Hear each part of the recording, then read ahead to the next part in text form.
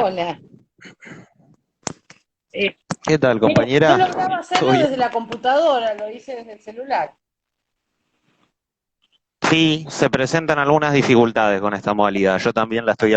Sí, sí, yo soy, verán en mi perfil, hace mucho que lo tengo, lo uso para que no, lo hice para la identidad y tengo colgada una foto que me encanta Ajá. con Valle de hace 1000 años, ¿no? Esto es muy Claro, moderno yo para pensé que mí. era... Incluso pensé que era un fake en un No, momento, no, así yo que para no sabía evitar quién que estaba fuera un por agregar. fake, lo creé hace 1000 años, pero no, la verdad es que no lo uso. Publiqué esa foto porque una vez alguien me dijo, che, está este perfil y nadie responde. Mientras empiece puedo fumarme un cigarrillo, ¿no? Ah, Sí, sí, sí, puedes hacer lo que quieras. gracias, porque Sí, acabo de sí, terminar estamos... de ducharme y todas esas cosas de cuarentena fastidiosa. Ah, ¿Me escuchas bien? si hubiera... Yo te escucho perfectamente. Si hubiéramos sabido, te esperábamos un ratito más para No, que no, no. terminaras con Tenía, tus tenía cosas que hacerlo, tranquilos. tenía que hacerlo porque estaba en un estado impresentable. Sí, Va, como todos en cuarentena, muy va. bien. Los que no salimos, yo no salgo de mi casa hace dos Como meses, todos. así que estoy. Bueno, justo de eso te íbamos a preguntar primero que nada. Igual te comento, yo soy Facundo para que sepas, pues no me presenté. Sí, Y te comento rápido si querés la dinámica de trabajo que se bien, nos ocurrió con los compañeros, a ver si estás de acuerdo. ¿Te parece? sí, Bueno, desde que empezó la cuarentena, tenemos operando una comisión redactora de cuestionarios para los entrevistados y las entrevistadas de este Vigo, con algunos miembros rotativos.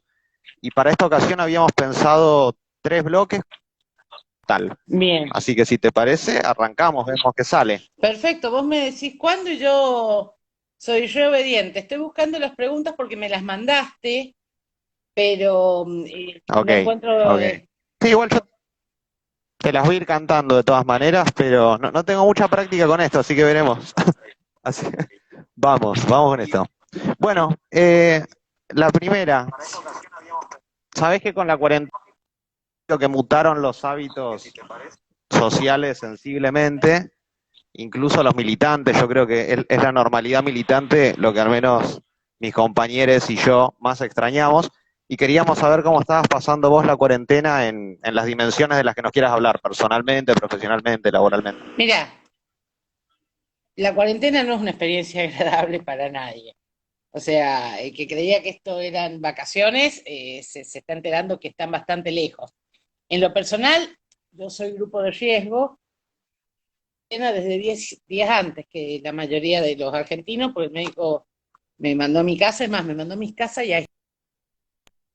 De hecho, hace mucho tiempo que no entra nadie a mi casa, ni yo salgo de ella, me hacen las compras, este, bueno, por eso, porque soy grupo de riesgo y no tengo, la verdad es que no tengo ganas de morirme, así que cumplo lo que me señaló el médico. Este, pero la verdad es que el trabajo ha sido muchísimo, ha sido una cuarentena con mucho trabajo. Por suerte, en Capital tenemos la conectividad que nos permite seguir con el teletrabajo, así que eso ha sido un alivio que me ha permitido, un alivio y una maldición, porque la verdad es que lo que nadie te cuenta, el teletrabajo en horario. La gente presupone que porque estás en tu casa vas a estar disponible siempre. Entonces es un infierno, pero bueno, lo hemos manejado, yo agradezco, porque la verdad es que si no tendría que haber salido y no puedo, es como, yo agradezco la posibilidad del teletrabajo, que tiene un ritmo que es un poco enloquecedor. Yo te diría que lo que más me preocupa, lo que más he sufrido en la cuarentena es la incertidumbre. Mi familia no vive en Buenos Aires, vive en San Juan, y mis dos padres tienen situaciones de salud compleja, entonces mientras hubo casos circulando por aquella zona, yo estaba muy angustiada. Me asustaba mucho que les pasara algo, pues son, digo, dos personas que no pueden enfermarse de esto porque probablemente no la cuenten. Entonces, eso fue el primer momento de la cuarentena, fue con la angustia de lo que le iba a pasar a la familia. Y las cosas que a uno le preocupan acá, la gente que uno quiere acá. Después de eso, nada, me preocupa. el experimento social que hemos sufrido en la cuarentena, porque ha sido un montón de gente metida en su casa y viendo, y hemos visto cómo la televisión ha hecho estragos. Digo, hemos visto circular noticias falsas, debatir noticias falsas. De hecho, es algo muy tremendo. Hoy lees los diarios y están hablando de un billete de 5.000 pesos que ya Alberto Fernández, el presidente de la Nación, dijo que no va a salir, pero no hay manera parar con la instalación de temas. Parece que la realidad no fuera un tema. Qué sé yo, y después te da mucha angustia. Cada persona que se muere es el padre de alguien, la madre de alguien, el amigo, el amor, qué sé yo. La posibilidad de la muerte tan cerca me resulta particularmente aterradora. Uno no piensa, Sí, uno no suele pensar en la muerte y verla tan cerca, qué sé yo. Se murió Ramona y de pronto la muerte tiene cara, porque quienes hemos trabajado conocíamos la cara de Ramona, lo que hacíamos. Algo parecido me pasó cuando se murió que trabajaba en mesa de entradas de la Corte Suprema. Viste que no es que fuera mi amigo, pero era alguien que yo veía cuando iba. La muerte deja de ser una muerte, deja de ser un número en la estadística y pasa a ser algo con cara. Es muy tremenda la experiencia de la muerte con cara, con voz, es muy aterradora. ¿Qué sé yo? Y después los problemas que implica la cuarentena, que indudablemente son menores al lado de la posibilidad de morirse. Y que indudablemente mi visión de los problemas son de alguien que vive, soy una mujer de clase media, entonces yo no tengo el problema que tienen, que me espanta, la gente que no tiene comida. Digo, sí, sin grandes lujos, yo tengo acceso a comprar los alimentos.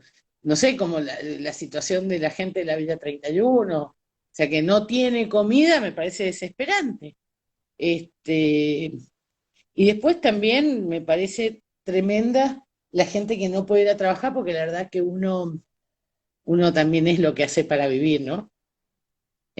Pienso la angustia de quienes no están yendo a trabajar, que es muy grande. Por ejemplo, nunca pensé que iba a decir esto, pero extraño tribunales. Algo que puteo todos los días de mi vida, pero extraño hacer tribunales.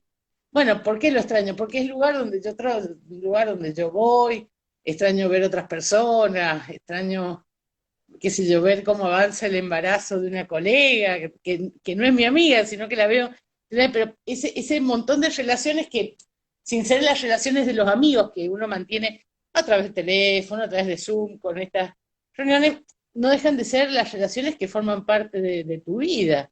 ¿No? Yo en lo personal te diría que, más allá de las cuestiones materiales del encierro, que es bastante tremendo, este, lo que más extraño es la gente, es esas, qué sé yo, el sábado comerme una,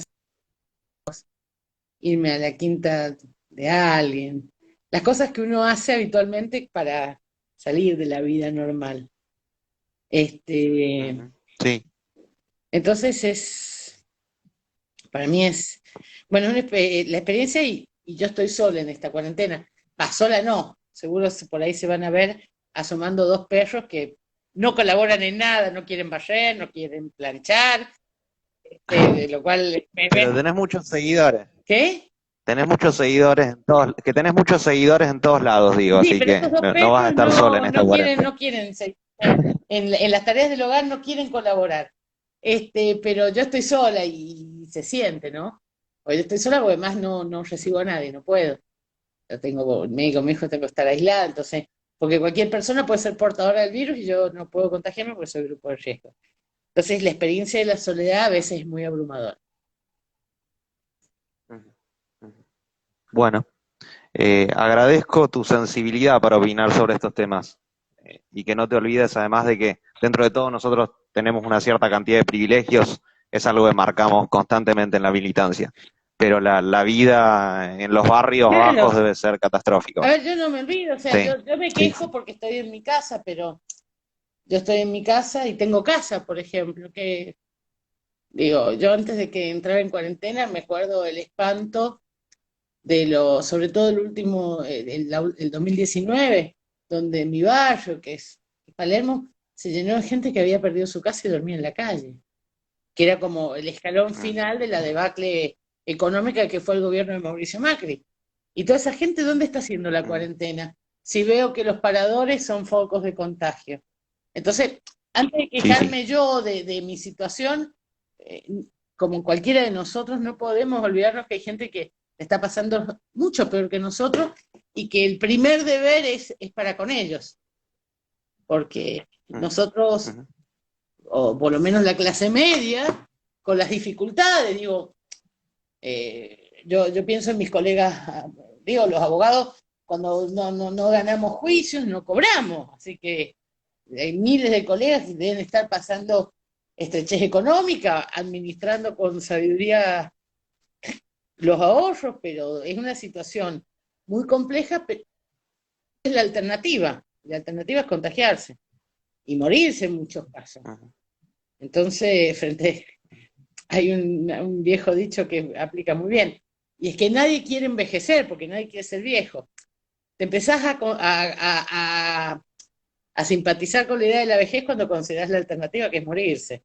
Bueno, con la cuarentena es lo mismo, Ujú. nadie quiere estar en cuarentena, no es cómodo, no es lindo, pero la alternativa es morirse, así que no hay mucha más discusión. Hay que hacer eso. Bueno, te quería hacer una pregunta sobre tu laburo. Sabés que este debe ser como el cuarto o quinto vivo que hacemos con abogados, abogadas. Muchos laburan en el Poder Judicial y la mayoría coinciden que hay una fuerte inadaptación a la época.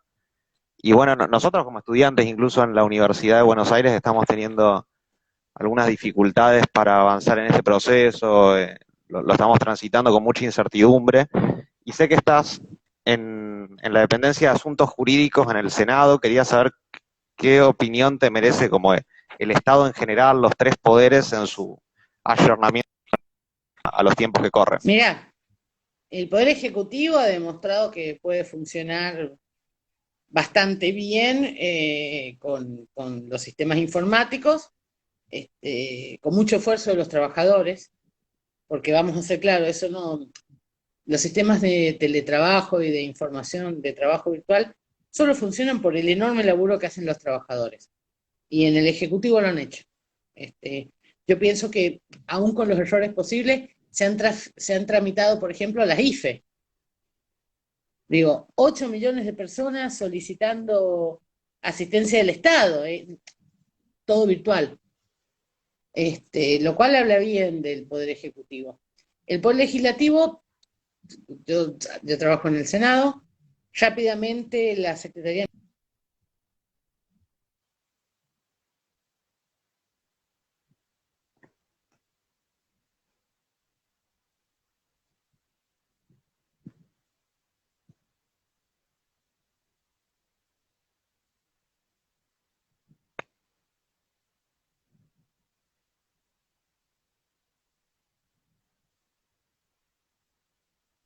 Hola, ¿me están Te me, escuchando? te me cortaste por un momento. No, es que Ahí me sí, entró un te mensaje, cortaste por un momentito. me entró un mensaje Ah, y se me bloqueó todo. Bueno, lo que te estaba diciendo. es complicado. Sí.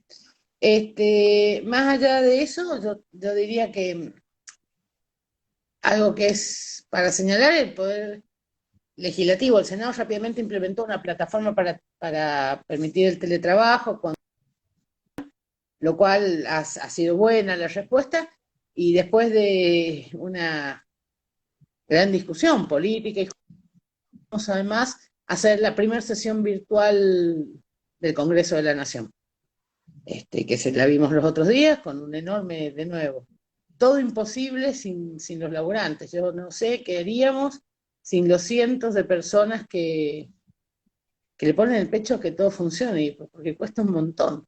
Pero bueno, funcionó. Y el Poder Judicial depende de los fueros. Yo no litigo en la provincia, entonces no puedo hablar de cómo funcionan los poderes judiciales provinciales, solo de la justicia federal. Y te diría que depende del fuero. El fuero laboral ha demostrado una mayor adaptación al trabajo virtual, y el fuero penal casi ninguna. básicamente porque en el Fuero Penal Federal lo que no tenían era el hábito de la digitalización, porque parte del poder que concentran es mantener oculto o sea, que sea difícil acceder a la documentación.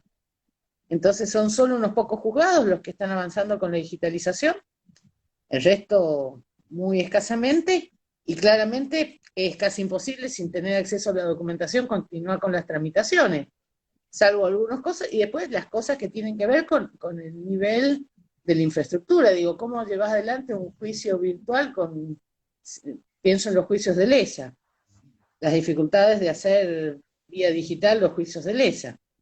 Y claro, porque el Poder Judicial es federal, ¿no?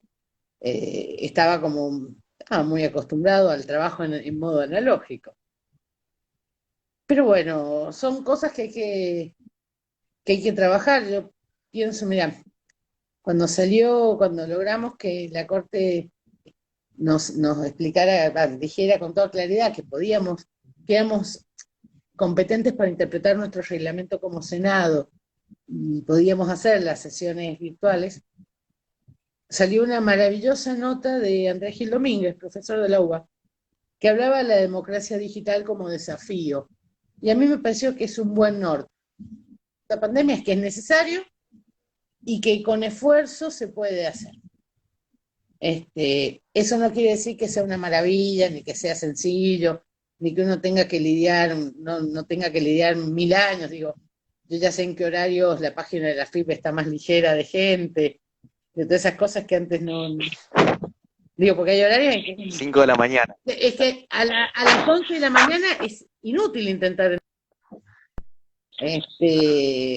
Claro. Digo, cosas que uno va aprendiendo, pero, y lo que a mí me hable como pregunta, pero ya es una pregunta de tipo regulatorio, es si nos vamos a encaminar este modo de vida más vinculado al entorno virtual, tal vez deberíamos empezar a trabajar no solo en la capacitación tecnológica de todos, sino además digo, porque lo virtual hoy se sostiene en redes que son privadas.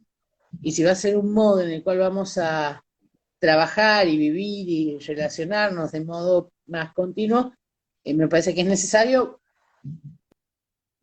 ¿Qué va a pasar con las redes? Porque no es menor que cuando ves las facturas, aunque están prohibidas muchos aumentos, muchos prestadores, por ejemplo, de la telefonía celular han subido. Y hoy la telefonía celular es mucho más que un teléfono para el cual hablar cuando no estás en tu casa. Ha sido la manera en que muchos chicos acceden a sus clases. Digo, es un servicio que tiene que tener un estatuto y una regulación distinta a la que tiene por la importancia que va a tener. Y que la está teniendo hoy, solo que es el marco regulatorio. Y yo cuando veo las asociaciones de usuarios quejándose, digo, wow, tienen razón, porque, repito, ustedes son más chicos que yo, ¿no? Yo soy de las que yo vi cuando surgió el celular. Yo me acuerdo de la sorpresa que me daba a mí esos celulares que eran como un ladrillo. Era más chico ni el alámbrico de mi casa celular. Incluso uno de los primeros que yo vi iba con un maletín, que era como la antena, era como el aparato de teléfono. Mi viejo me lo describió así. No, era una cosa, cosas de ser más viejo. Y lo que pienso es que en ese momento era un lujo para millonarios, o sea, como hoy pueden ser los vuelos privados, algo que solo hace la gente bueno, hoy es una cuestión imprescindible, entonces me parece que hay que pensar cómo vamos a regular estos servicios porque, repito, ya no se trata de un lujo ni de algo que uno tiene como un teléfono amuleto. Digo, hoy la mayoría de la población ni siquiera tiene teléfono fijo. Tienen teléfonos celulares y muchos de los chicos de este país están accediendo a su contenido educativo por el teléfono celular de sus papás. Entonces, yo creo que hay que pensar, ¿qué vamos a hacer, por ejemplo, no ahora, tal vez no sea ya, pero digo, el macrismo suspendió la entrega de las notebooks para los estudiantes. Entonces, imagínense si tuviéramos a todos los chicos con las notebooks como pasaba hasta hace 4 años. Y bueno, es una cosa para pensar que tiene que ver con la capacitación digital. Y también pensar, digo, es un nuevo entorno para nuestra vida y hay que poner los recursos y la inteligencia y la capacitación para poder hacerlo posible. Pero además es necesaria una regulación para que estos derechos esenciales, como puede ser el derecho a reunión, el derecho al trabajo, el derecho a la libertad de expresión, no quede desprovisto de la protección jurídica de las plataformas que le dan sustento. Eso me parece que es una cosa para pensar. Gracias, ahí anoté un par de cosas. Pues esto después lo vamos a discutir entre los compañeros, Bien. así que no No queda puedo acá. fumar, no me Bien. van a De escrachar, paso, te juro que no quiero ser la nata. no, escrachan este nombre en general, pero no pasa nada. Te cambio de tema, Sí. porque te pregunté por los tres poderes del Estado, ahora te quiero preguntar por el cuarto. Sabes que muchos te conocimos en el 2013, cuando le regalaste, yo creo que al pueblo y a la democracia, unos alegatos en contra de la bravuconería del monopolio mediático, ¿no? Y de la única voz. Y fueron pasando los años, hoy hay algunos aditamentos nuevos, están los troll centers, y vemos tweets y tus hilos de tweet corrigiendo casi en función docente mucha irrigurosidad de los todólogos y opinólogos de los medios. Y te quería preguntar qué opinabas, qué cambió en estos últimos 7 años, desde el 2013, en la práctica mediática. ¿La falta de rigor es deliberada, es accidental? Mira, imagino que como todo, una parte debe ser deliberada y otra cosa debe ser accidental. Por ejemplo, yo entiendo un opinólogo que no sabe cómo funciona un sistema procesal y que confunde, no sé, un procesamiento con una sentencia firme. Ahora, cuando un periodista que hace judiciales trata como condenado a alguien que solo está procesado y ya no puedo creer que es un accidente, ¿eh? Es un falseamiento informativo. Yo creo que en estos 7 años no le fue bien al periodismo en general, salvo honrosas excepciones. Yo voy a señalar algo que me parece muy importante. El periodismo que más ha crecido y que mejor calidad de información da es el periodismo que hoy se está desarrollando, por ejemplo, por medios autogestivos, porque eso le da mucha libertad, porque no depende del patrocinio. Pienso en ejemplos como Tiempo Argentino, como el Destape, ni hablar. Digo, son periodistas que escriben, y si, por ejemplo, en ningún lado vos no vas a encontrar demasiada información sobre la fuga de capitales que hizo Techín.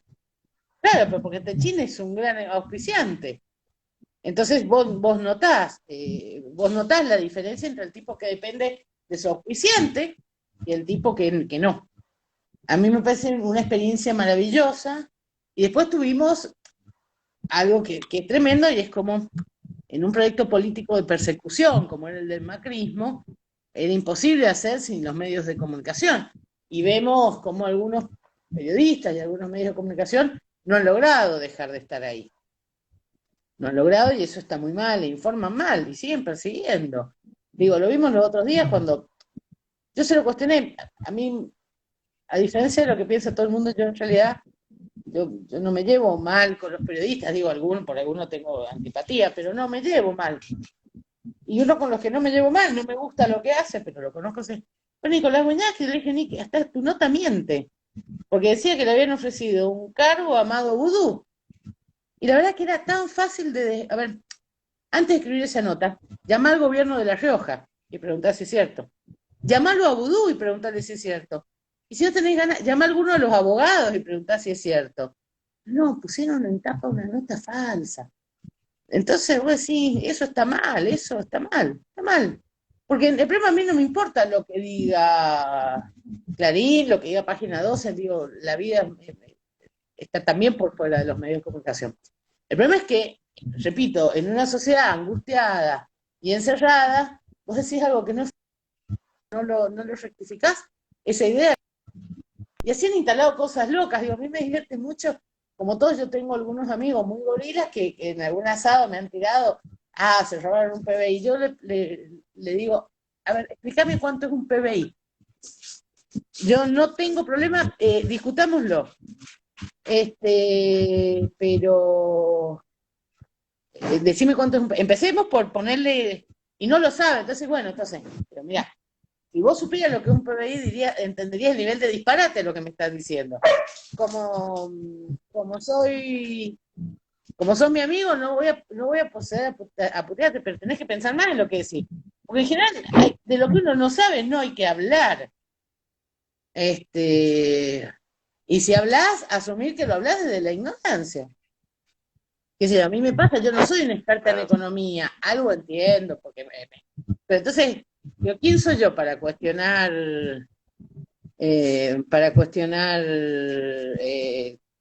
decisiones económicas complejas? ¿Qué sé yo? O sea, vos me mostrás un prospecto de emisión de bonos y los entiendo porque soy abogada. Ahora, si hay que emitir más, menos, tampoco, no sé, no estudié tanta economía como para poder opinar.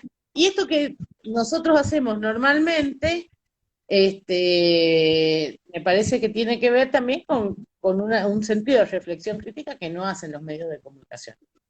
Después están los medios que deliberadamente mienten, que se come el gobierno. Yo vi con mucho espanto la operación están liberando presos y violadores y asesinos. Digo, pero, ¿y vos veías los números? Y la verdad que había menos liberaciones que el año anterior.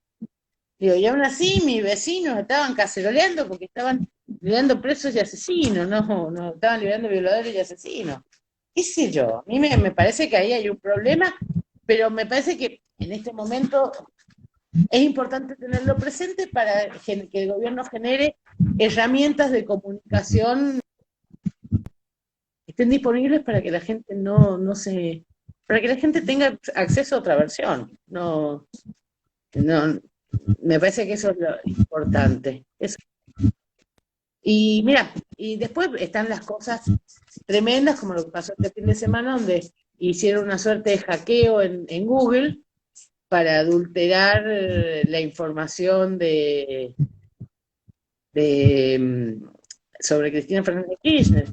Y claro, ahí rápidamente hubo que activar mecanismos, fue bastante trabajoso por la dimensión global de lo que es Google. Y bueno, pero fue corregido, pero claramente esas son parte de operaciones porque la verdad es que pasó esto. La nota respecto a la adulteración del perfil de Cristina se publicó a la 1:25 de la mañana del domingo. Es decir, alguien que sabía que iba a salir eso, estaba esperando, salió y lo publicó. Digo, eso tiene tanta espontaneidad como, no sé, como el saludo de mi mamá con su suegra, que no se querían ni un poquito. Sí, es muy obvio. Sí, fue grosero, pero igual hay un problema. Y yo lo que creo es que además hay una mala conducta nuestra, y es que nosotros a veces enojados tendemos a ayudar a viralizar esta información. Entonces yo creo que hay que tener mucho cuidado con lo que publicamos en redes, por ejemplo, porque no puede o no podemos nosotros ser parte del sistema de viralización de información inexacta y falsa. Y creo que además, esto hay que tener una cuestión responsable, y con esto voy a concluir este punto, y aunque la noticia te guste, tenés que no chequearla. Yo pienso, a mí no me cae bien Laura Alonso, pero si leo una noticia sobre Laura Alonso, tengo que chequear si es cierto. Porque si no, lo que estoy haciendo es haciendo lo mismo, pero del otro lado. Entonces, nosotros que también, a partir del surgimiento de las redes sociales, somos fuentes de información y de reproducción de las noticias, tenemos que tener también la misma conducta ética que les reclamamos a los demás. Estoy muy de acuerdo, honestidad intelectual y política. ¿Sabés qué? Bueno, una compañera rescató este pasaje que es remate Poeta de la Luna, creo. El miedo es solo, se llama la nota, y escribiste: el miedo es la incubadora de discursos de odio por excelencia, y el odio, como el virus, se multiplica infinitamente si lo dejamos. Bueno, me gustaría que amplíes eso, si querés, y comentes cuál es la reacción que debemos asumir, política militante. Mira, a mí me parece, yo me refería a lo que había pasado. Me gustan mucho los discursos de odio, porque el discurso de odio, para ser claro, es un discurso que legitima algún tipo de agresión sobre una minoría. Surge como los discursos de odio con minorías raciales, pero en algún punto donde hay un discurso de odio, vos decís, bueno, atacar a los negros está bien porque son negros, atacar a los judíos está bien porque son, digo, son discursos que generan legitimaciones en la violencia social sobre sectores. Es algo que ha trabajado mucho y muy en profundidad, por ejemplo, la Corte Americana. El problema del discurso de odio es que se basa en los prejuicios que todos tenemos. Todos tenemos prejuicios. Es decir, lo que es distinto, lo que es raro, lo que no conocemos, pues nos puede dar o una enorme curiosidad o un enorme rechazo. Y en la Argentina hay mucho discurso de odio, sobre todo a mí me asusta mucho el discurso de odio contra los pobres. Los pobres son presentados como si fueran malos, peligrosos. Como, digo, vos lo ves, por ejemplo, a mí me causa así, lees el diario de hoy, yo hace un rato elogié antes de que empezara esto, decía, bueno, hay aumentos de las muertes y los casos, pero en las villas.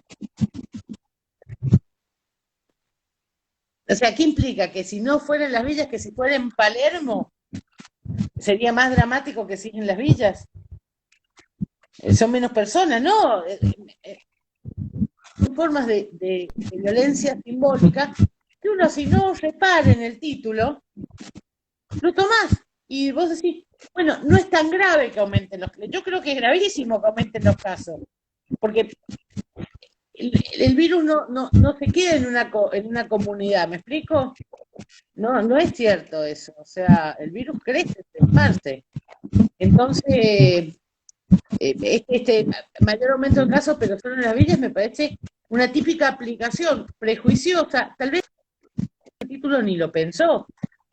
¿Pero por qué no lo pensó? Porque ya tiene incorporado que no es lo mismo la muerte de una dirigente barrial como de Ramona, que imaginemos, te voy a dar un ejemplo, ¿qué pasa si se contagiara de coronavirus un dirigente político? No sé, alguien del oficialismo, de la oposición, me explico, no quiero dar ningún nombre para no hacer un lío, pero imaginemos si se contagia y se muere de coronavirus un dirigente político, no un dirigente barrial. Entonces, ¿cómo va a tener? O sea, es tremendo que se haya muerto una dirigente, porque es tremendo, cualquier persona que se muere es tremendo. Pero la incidencia política realmente no puede ser que su tratamiento sea distinto a donde vive o su sector socioeconómico. Y yo lo que hablaba en esa nota era de esas cosas, de los irresponsables. Por ejemplo, a mí me impresionó mucho la marcha del barbijo, hasta que promovían en defensa de las libertades individuales. Digo, pero señores, miren que del otro lado de la libertad individual está la muerte. Digo, pero la verdad es que es tremendo, porque promovían que la gente saliera con barbijo a protestar. Y cada vez que uno, digo, esto lo explica Pedro Camp tan perfectamente, el virus no te está buscando, uno sale a encontrarse el virus. Entonces, cada vez que salís, estás corriendo un riesgo, y si haces que alguien salga, lo estás obligando a correr un riesgo. Entonces, hay que ser más responsable. Porque, o los que, por ejemplo, pedían un ejemplo, esto lo expliqué también Alberto, como Suecia, levantamos la cuarentena. Bueno, hay cantidad de muertos. Si nosotros hubiésemos seguido el ejemplo de Suecia, hoy tendríamos, en lugar de los más de 300, casi 400 muertos que tenemos, tendríamos 13.000. Entonces, hay que ser más responsable, porque la economía no puede gobernar el discurso, ni vos podés decir, bueno, si se mueren los pobres, los viejos, los enfermos, no pasa nada. Sí, seas pobre, viejo, enfermo, sos una persona, hay gente que tenés derecho a un plan de vida. ¿Cómo le vas a dar más importancia a la economía? Y no es que no sepa que la economía es necesaria para que un país funcione. Lo sé y soy plenamente consciente de eso. Pero la economía no puede ser un dios, porque la economía no es un valor absoluto, la vida sí lo es. Bueno, ahí nos das otro titular y otro remate más. Tenés que escribir la nueva nota. Bueno, sabés que nosotros creo que todos queremos enterrar los discursos de odio y también algunas furias de otras épocas. Hoy lo escuché a Alberto el otro día en la entrevista, que decía que ya no existe mesa judicial, pero hoy levanta una muestra y se encuentra una denuncia por denuncias de extorsión, aprietes del Ejecutivo gestionado por Macri en los a fiscales. Esto. Mira, nosotros cuando pasó, ¿no? Nos conformamos una serie de abogados que sufríamos, éramos quienes sufríamos con nuestros clientes las consecuencias de estas mesas judiciales, conformamos Iniciativa Justicia y acabamos de enviar una carta al relator para la independencia del Poder Judicial de Naciones Unidas diciendo que habiendo pasado un año desde su informe, en la Argentina no se ha hecho la investigación, no porque lo tenga que hacer Naciones Unidas. Pero es tremendo lo que pasó. El domingo el cohete publicó algo que a mí me dio mucho espanto, porque aparte es algo que me toca muy de cerca. Publicó un extracto de una grabación, de una charla telefónica de Gabriela Michetti, entonces vicepresidenta de la Nación, con quien era el encargado de la unidad AMIA, Mario Cimadevila. La cual Michetti le pide que proteja a José Barbaquia, fiscal acusado de encubrimiento de la causa AMIA. Más allá de lo horrible que es eso, esa llamada fue hecha mientras Héctor Timerman agonizaba, acusado de encubrimiento. Son esas cosas que son muy difíciles de digerir, porque era su abogada, pero además, por encima de ser su abogada, era mi amigo. Y esto de pensar la cantidad de gente que sufrió la persecución, la prisión, las cosas horribles que hizo el macrismo como gobierno, y lo que decía con el Poder Judicial era la persecución de los opositores políticos utilizando las herramientas del Poder Judicial. Y para coordinarse el OFER, claramente tenían una mesa judicial. Algunas de las cosas que hicieron las hemos visto, de a poco intentamos reparar tanta injusticia se vivió, pero además yo en lo personal lo único que quiero es que no vuelva a pasar. O sea, mi mayor desafío sería hoy el Poder Judicial que administre justicia, no importa quién.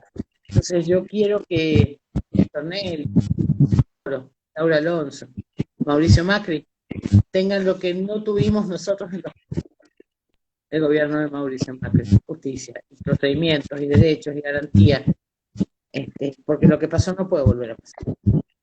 Eso me parece que es importante, y sobre todo no puede volver a haber mesas judiciales, ni a favor ni en contra de nadie. Y en el Poder Judicial tiene que funcionar sin indicación de la política. Porque cuando el Poder Judicial deja de ser un poder y pasa a ser un arma, no son solo las víctimas de esa arma. El problema es toda una sociedad que se queda sin justicia. Fue muy... Espero que no se vuelva a repetir. Y creo que hay que trabajar. O sea, no se trata solo de tener esperanza, sino además se trata de... Está muy bien. Sí, yo creo también que hay que reclamar un nunca más para ciertas prácticas. Bueno, otra pregunta. Estoy medio viendo mi opinión sobre cómo se desenvolvieron las sesiones del miércoles pasado en diputados y senadores. Pensaba en Perón, que en el 73 decía que Argentina es un país politizado pero sin cultura política porque no ha establecido un mínimo irreductible de algunas cuestiones sobre las que no haya discusión en todo el arco político, y pasaron 10 decretos de los que se buscaron aval muy rápidamente.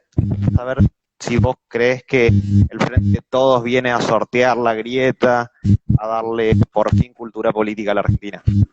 Mira, para mí fue un día muy emocionante. O sea, cuando yo estoy en mi casa, no fui al Congreso, me comprometí a tener desocupado el teléfono la duración de la sesión, de una hora antes, por si lo necesitaban, por si me necesitaban. Y cuando yo vi y empezó la sesión y vi la nave nodriza, la verdad es que me largué a llorar. Porque fue parte de esto. Pero de pronto estábamos sesionando de manera virtual, sin riesgo de salud para para los laburantes del Senado, para los asesores de los senadores, para sus familias, para los propios senadores.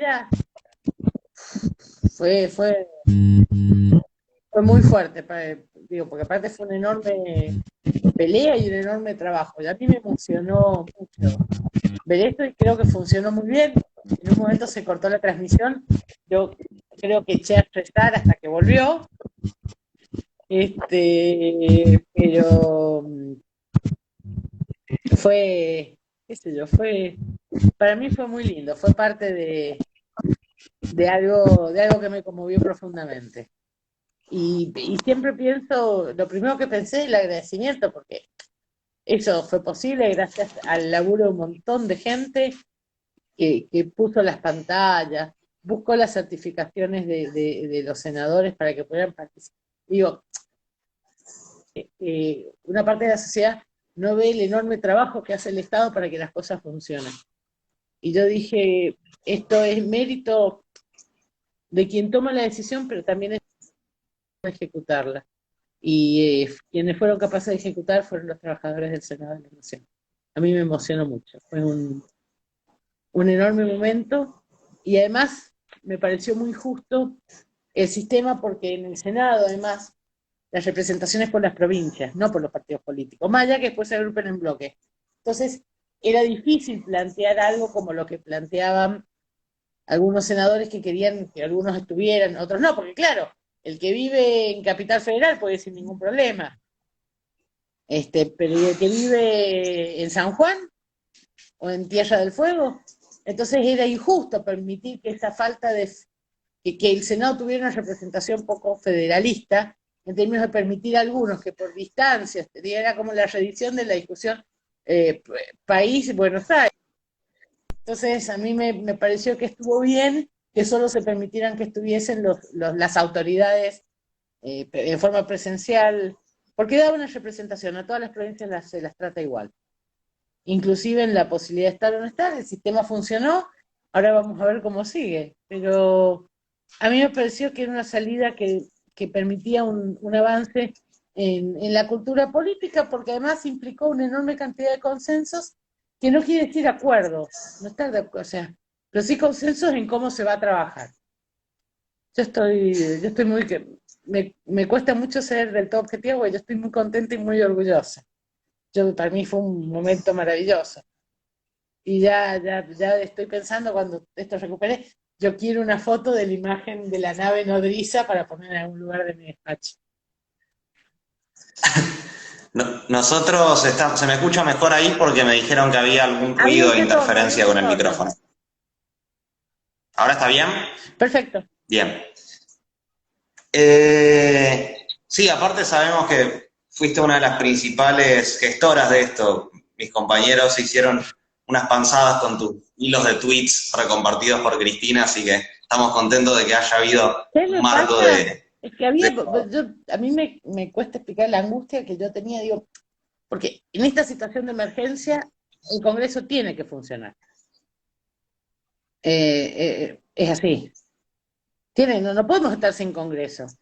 Por aparte el Ejecutivo, como va a pasar, por ejemplo, el impuesto a la riqueza, necesita enviar leyes porque, claro, en aquellas cosas que el Ejecutivo puede dictar decretos de necesidad y urgencia, pero bueno, lo de decretos de necesidad y urgencia se crearon para situaciones como esta, no para lo que se usan habitualmente, sino para situaciones como esta en las que el Congreso no puede. Yo decía, si no logramos hacer cuestiones virtuales, yo pensaba la cantidad de gente que íbamos a exponer.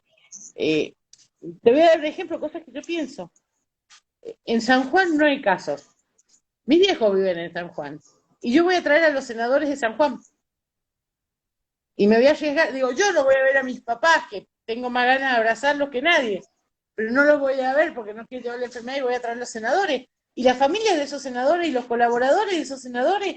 Digo, estoy trayendo gente de lugares donde casi no hay contagio, al mayor foco de contagio del país. No tenía ninguna lógica. Y los trabajadores del Senado, es decir, ¿cómo? Porque la gente cree que son solo los senadores. O sea, yo te pido que veas un video de una sesión normal del Senado. Mira, yo estuve en la última sesión presencial que fue la de la semana anterior a que se dictara la emergencia y el distanciamiento. Solo se permitía un senador por persona, entre taquígrafos, asesores, todo, entre el recinto y la sala anexa, no debemos haber sido menos de 100, de 200 personas. Es mucha Es gente. mucha gente, cuando, digo, sobre todo cuando corres el riesgo de exponerte a una enfermedad que no tiene cura. Es decir, el problema, digo, cuando haya vacuna o cuando haya un tratamiento efectivo será menos peligroso, pero mientras no haya cura, y sobre todo porque vos pensás que muchos trabajadores son grupos de riesgo. Digo, pienso en voz alta, Marcelo fue, digo, la propia Cristina tiene la edad para ser grupo, o sea, ¿cómo pones a las personas, a los laburantes, a su familia, a quienes los transportan, a toda esa gente? Para mí yo sentía que un montón de vidas dependían de que pudiéramos hacer las sesiones virtuales. A mí me generó una enorme angustia en la situación. Bueno, Graciana, estamos llegando ya al final. Me quedan dos preguntas en el tintero. Vos te las digo las dos, contestá la que quieras o dale un cierre. Bueno, este momento es completamente tuyo. Pero bueno, sabés que hoy se cumple un año desde que se lanzó la fórmula presidencial que nos permitió ¿Cómo olvidarlo? retomar el gobierno. Así que si querés reflexionar algo de eso, y a mí me quedó una duda personal, pero esta era la pregunta bonus. Vi que en tu Twitter te autodenominás como una lectora empedernida y Zaffaroni en un vivo hace poco nos mandó a leer cualquier bibliografía, sea de derecho, así que si tenés alguna recomendación para tirarnos, te vamos a estar agradecidos. Bien, a ver, voy a ir primero por lo más fácil. Yo comparto con Zaffaroni, hay que leer de todo y hay que poder disfrutar de todo. A mí me encanta, yo leo mucho derecho porque me gusta, me divierte. Siempre fui una nerd, no me molesta asumirlo, pero a mí me divierte. Pero creo que hay que leer absolutamente de todo porque enriquece. Si vos me preguntás, en estos tiempos de pandemia, uno, viste, no, también lo que estás viviendo te lleva, cuando estás en una ruptura, literatura romántica. Bueno, yo estoy leyendo libros de divulgación científica tratando de entender, no voy a entenderlo, pero viste, me da la sensación de que si conozco un poco más el mundo me resulta menos peligroso. Es igual de peligroso. Entonces, y estoy releyendo, a mí me gusta mucho un autor de divulgación científica que es Carl Sagan, que escribe mucho sobre inteligencia evolutiva, y en esta cuarentena aproveché para leer uno de los libros que más me gustó en la vida, que lo escribió él, que es Los dragones del Edén, que precisamente es una evolución de la inteligencia humana, que es maravilloso, y sé que yo lo he leído muchas veces, y ahora que lo releí, wow, qué flash.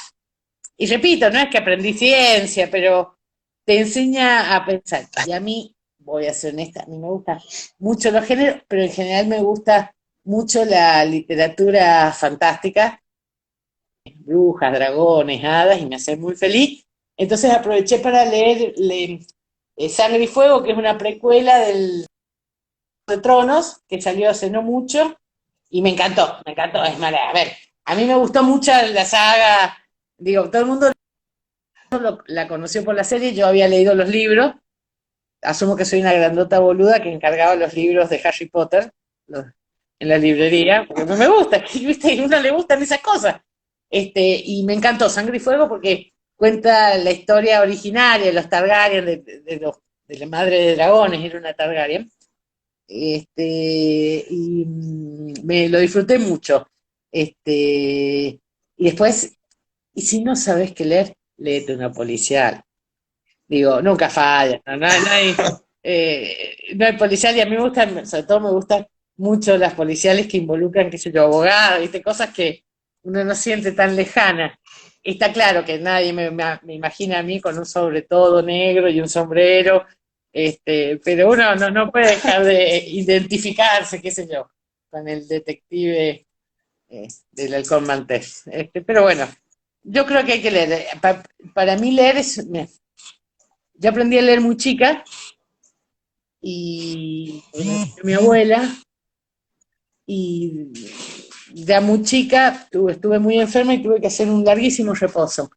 Y yo siempre digo que a mí me salvó saber leer, porque mientras todos aprendían a andar en bicicleta, yo solo podía leer. Y armar rompecabezas, que era otra gran cosa que dejé de hacer, no sé por qué, debería hacerla alguna vez. Pues me quedé sin espacio. Pero leer es maravilloso, leer, a ver, ojo, no es que es obligatorio leer, yo tengo esta discusión muchas veces con mis amigos, yo creo que hay que poder disfrutar de mundos que no es el propio, digo, muchos dicen, no, yo veo mucho Netflix y no leo, qué sé yo, y si te gusta ver Netflix, está bien. Lo que no hay que perder es la capacidad de imaginar mundos distintos al de uno. Y eso te lo da el cine, te lo da la televisión, te lo dan los libros, es decir, la posibilidad de imaginar, porque si no, el mundo se vuelve algo muy concreto y muy encerrado y muy imposible de cambiar. Yo pienso, muy actuales que dio el mundo, una de las cosas que hacían era un viaje, porque en épocas en que no había televisión ni Netflix, entender que había otros mundos era salir del mundo en el que vivías e ir a verlo. A mí me parece que es una experiencia que enriquece. Conocer el mundo distinto al de uno es una experiencia que enriquece. Me perdí la primera parte de la pregunta, perdón. ¿Me la repetís? Antes de que empieces, nos quedan 2 minutos y medio, tenés que sintetizar. Sí. Perdón, no administré bien el tiempo, pero es por lo del aniversario de la fórmula presidencial. Mira, yo solo puedo decirte una cosa. Yo daba un discurso con Máximo Kirchner el 18 en Ferro y lo di. Y la noche antes estaba pensando qué iba a decir. Imagínate, para mí era aterrador. Me ponía muy nerviosa. Y en la mañana me llegó el video y no sé cómo explicarte. Yo supe que íbamos a ganar. Me nació de las tripas. Y me acuerdo que en Ferro nadie hablaba del video hasta que yo, que cuando me tocó hacer uso de la palabra, hablé. Y dije esto y todos me miraron con cara, estás medio loca, piba, pero nada, a peronismo puro. Primero la patria, después el movimiento y por último los hombres. Cristina lo explicó y lo entendió mejor que nadie con esa decisión.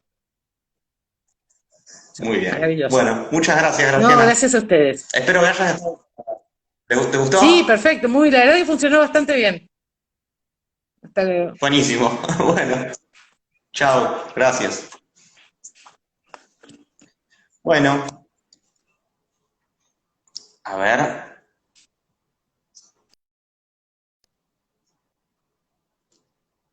Ahí la perdimos a Graciana y nos queda 1 minuto. Bueno, muchas gracias a quienes participaron de este vivo. Estén atentos a nuestras redes si les gustó, porque hay mucho material por delante que estamos pensando lanzar por lo que queda de la cuarentena. Así que bueno, permanezcan en sus casas, cuídense, estudien, hagan lo posible para avanzar con la menor cantidad de obstáculos posibles. Bueno, gracias y hasta luego.